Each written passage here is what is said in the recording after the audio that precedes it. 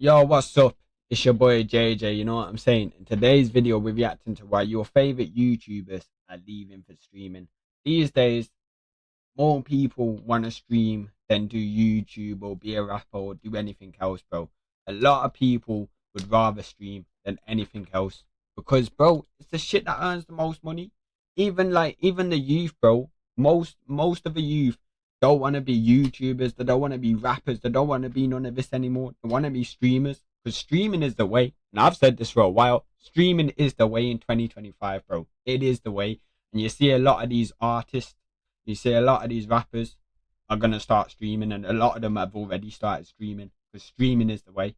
But hey, enough waffling. Let's get into this shit, man. Let's see what my guy officially Ronnie is saying. Let's see, bro. Let's see.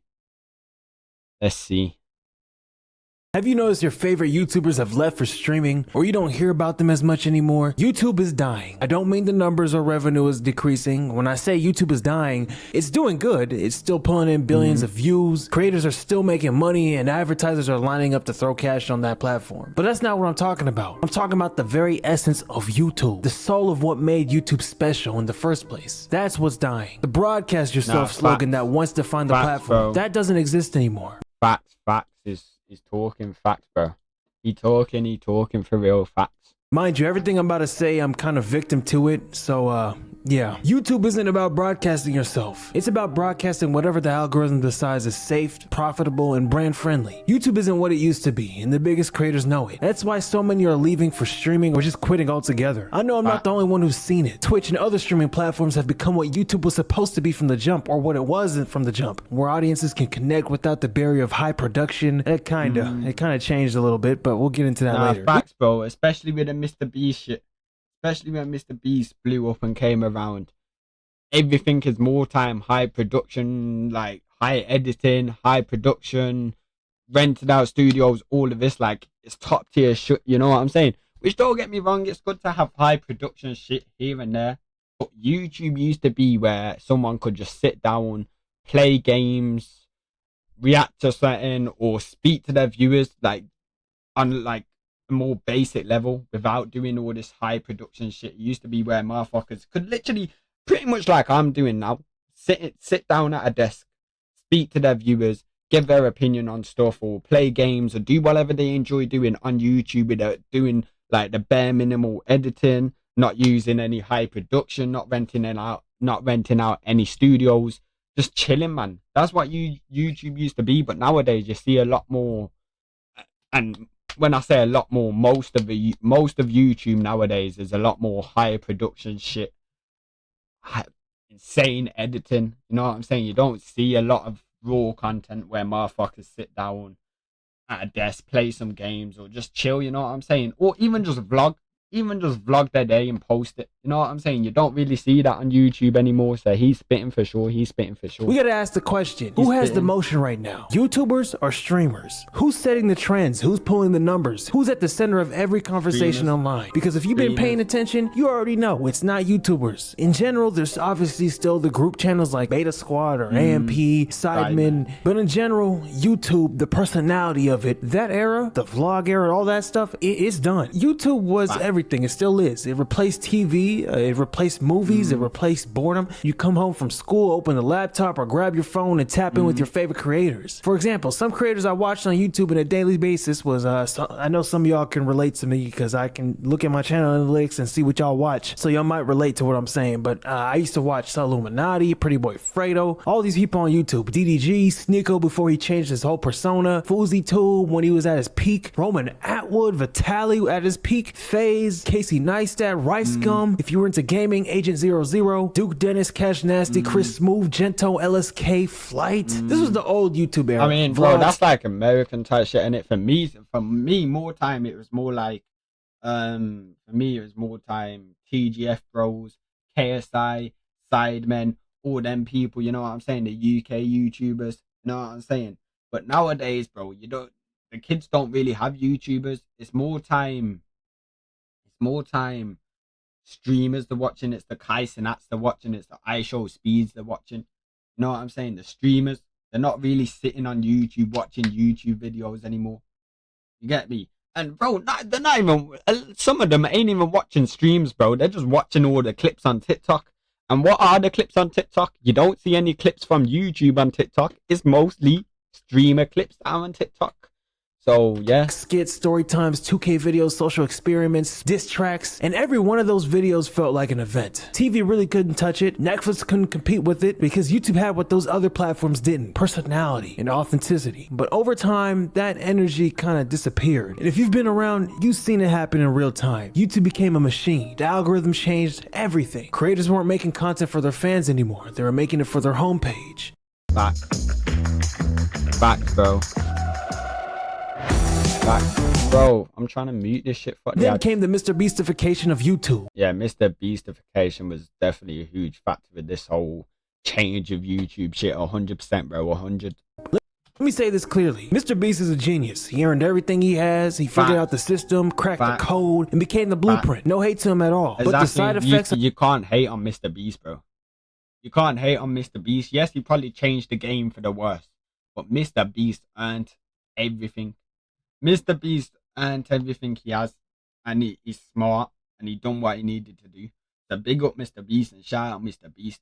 No hate to him, but there's the side effects. The side effects of the Mr. Beastification that fucked up YouTube. Of his success, he turned YouTube into like a factory. Everyone was trying to be the next Mr. Beast. Same thumbnails, same pacing, same titles, same challenge content. It would even flock onto different niches of YouTube too. Every video was edited like a trailer for a Marvel movie. And I'm not gonna lie, I was kind of victim of that. I still am to this day. I kind of clickbaited y'all with the title or whatever the title is. I don't even know what I used. And if you don't do that, good luck getting pushed on YouTube. That's literally the meta. You have to kind of do that. The old creators either adapted or disappeared or took breaks because Beast ruined YouTube. Nah, facts, bro.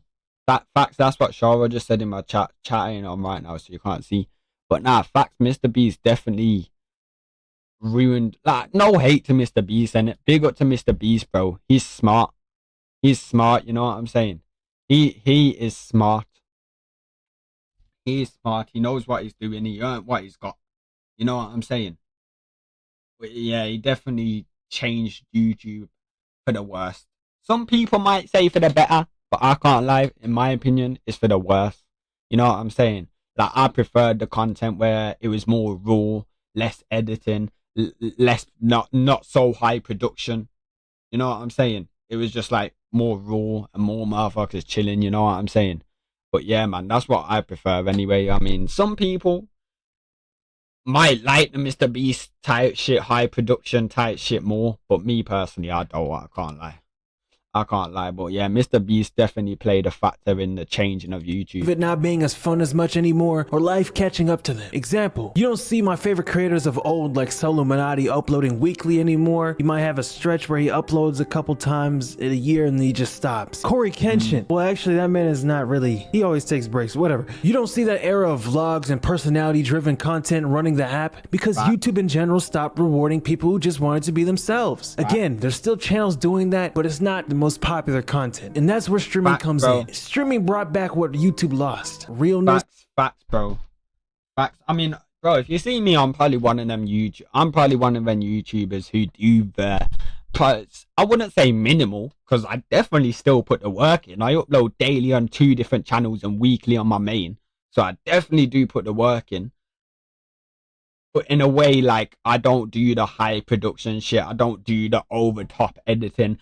I just do the most basic editing, the most basic shit, keep it raw, keep it like me chatting to the fans. And bro, if I do edit little bits out, I'm more time I'm doing the video live on Twitch.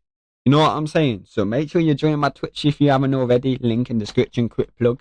But yeah, I am one of them YouTubers who will just sit down and speak to you and be like, not do high editing, not do high production, just be chill and be myself. You know what I'm saying? But yeah, streaming definitely brings back that rawness and shit 100%. Community and culture. Let's look at Kaisen. You literally can't edit anything out. You literally can't. Before he became the #1 streamer in the world, he was a YouTuber. He was a vlogger, he did pranks, funny content. He was doing the Jadeon type stuff before the switch. But he saw what Aiden Ross was doing, bringing rappers on stream, doing wild IRL content, and he knew he had to tap into that. So Kai switched. And he didn't just hop on Twitch for a short time. He took over. He took over for real. Kai Cenat took over for real, and you can't even argue against that. #1 streamer in the world, Kai Cenat, bro. Kai Cenat. #1 streamer. Appreciate the blurb. #1 streamer in the world, Kai Cenat, bro. #1 streamer, Kai Cenat, bro. I can't lie, I don't care if I'm scamming you out of channel points. I'm trying to record, bro. I ain't dealing with that.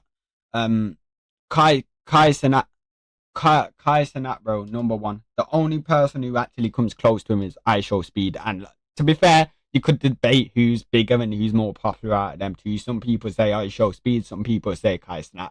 In my opinion, they're both GOATs. Put Aiden Ross up there as well. Aiden Ross is a GOAT as well. So I don't accept no hate on Aiden Ross because he really paved the way. He really paved the way for people like Kai Cenat and iShowSpeed. So yeah. He made streaming. Don't ever disrespect Aiden Ross, innit, bro? I mean, sometimes that guy just said some outrageous shit and some shit that I might not agree with. But he really started this wave of streaming. He really started this. So you always have to put respect on Moreau's name, literally.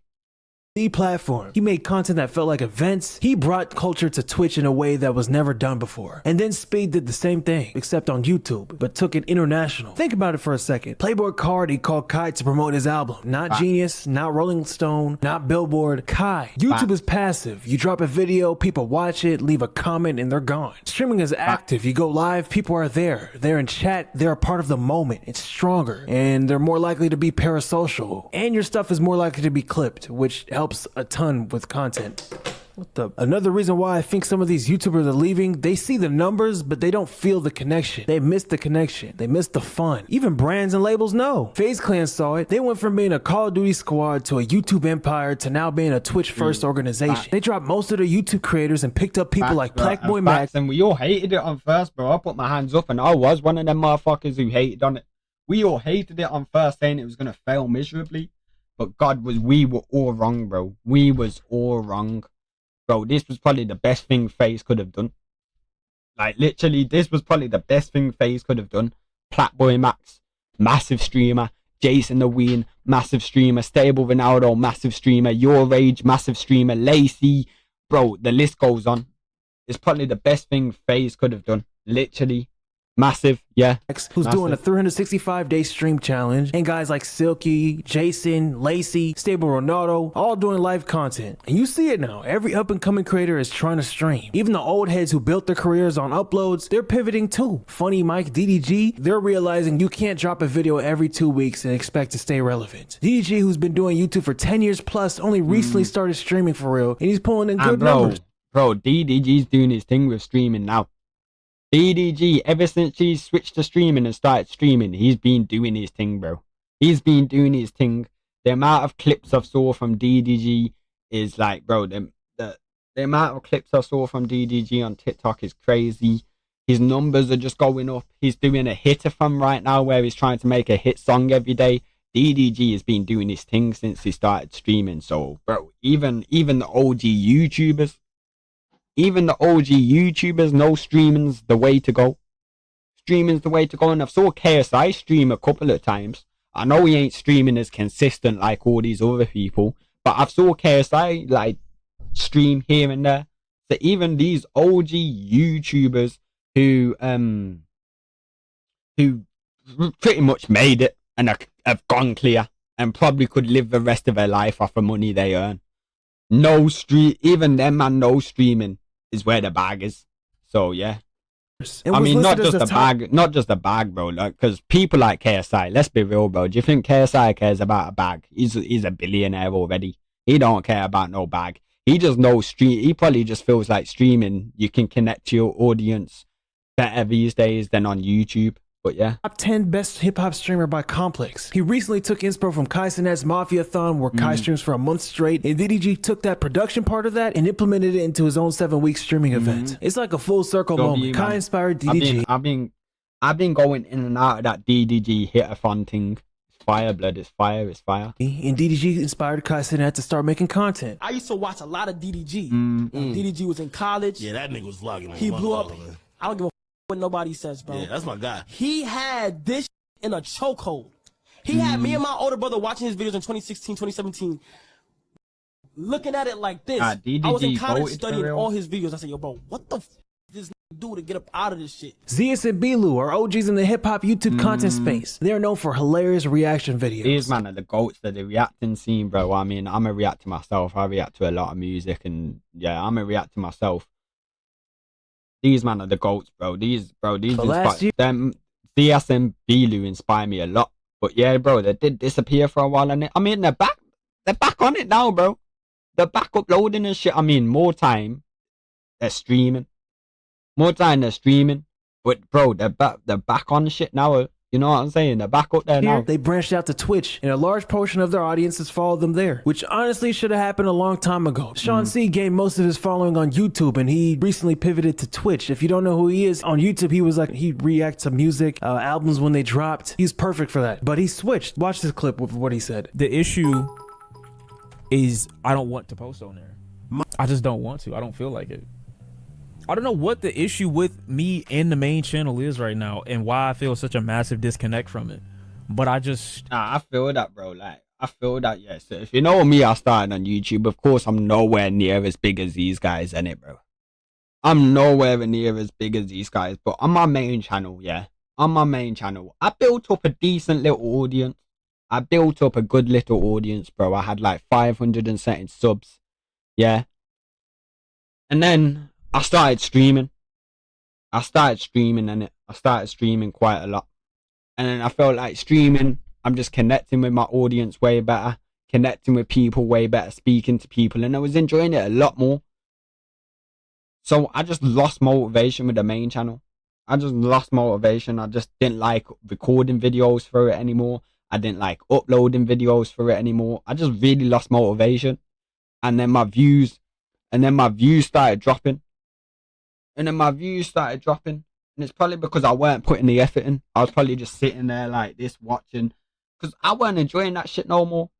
And that's why, obviously I stopped uploading on there after a bit. Took a 2-week break. Now I'm back doing Omegle. But now, literally, all my channels on YouTube is just clips of Twitch, bro. It's literally all my channels on YouTube. All it is on them channels is clips of Twitch. It's literally shit I'm doing on live stream. So if you don't already...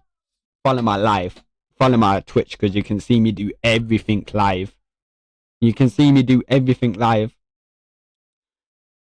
But yeah, what I was trying to say, I guess. Wait, what was I trying to say? Oh, what I'm trying to say is I prefer streaming. At first I wanted just to do YouTube. I didn't want to stream at all. Nowadays, since I started streaming, I prefer streaming to uploading on YouTube way more. You know what I'm saying? But yeah, that's what I'm trying to get at, bro. I went the long way around it, but that's what I'm trying to get at.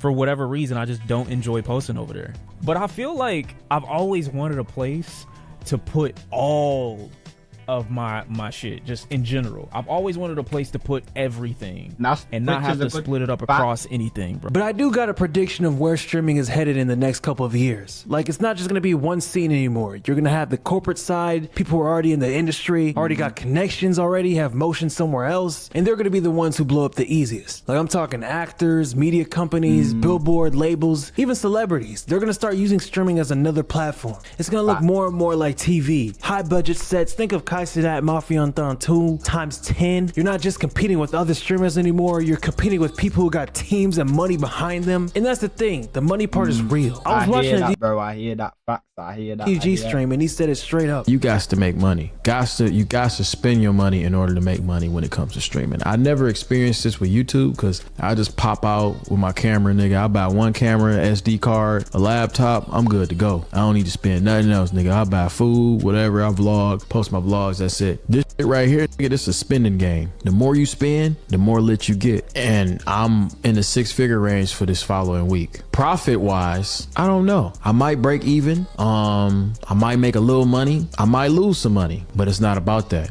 It's about elevating. It's about bringing in, you know, it's about bringing in a new audience and letting people know I can do the shit. And he's not wrong. You can't just pop out with the regular GTA stream and no face cam and expect somebody else to care. Unless you're like your Rage, who had that one-of-one personality and started way before everyone else hopped on. But nowadays, if you're brand new and don't have some type of presence or budget, it's tough. The entry level for streamers is getting higher. We talked about the Mr. Beastification of YouTube, but I think Twitch is gonna go through a Kaisenification. Big streams. I hear that, bro.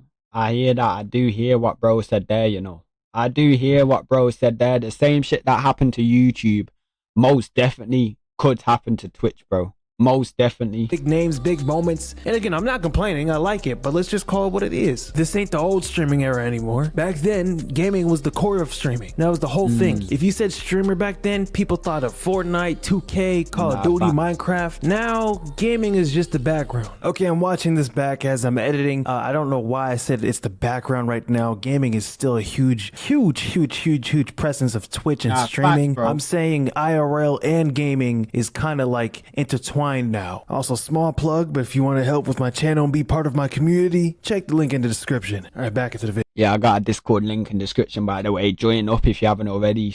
And I'm nearly at 100 subs, so make sure you subscribe if you haven't already. You get me, bro?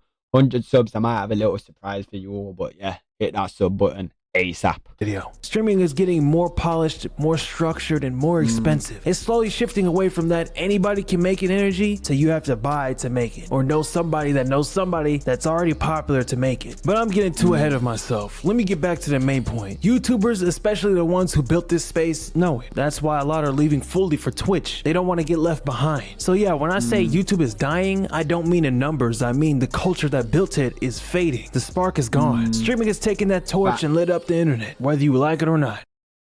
Facts, bro. Facts. I agree.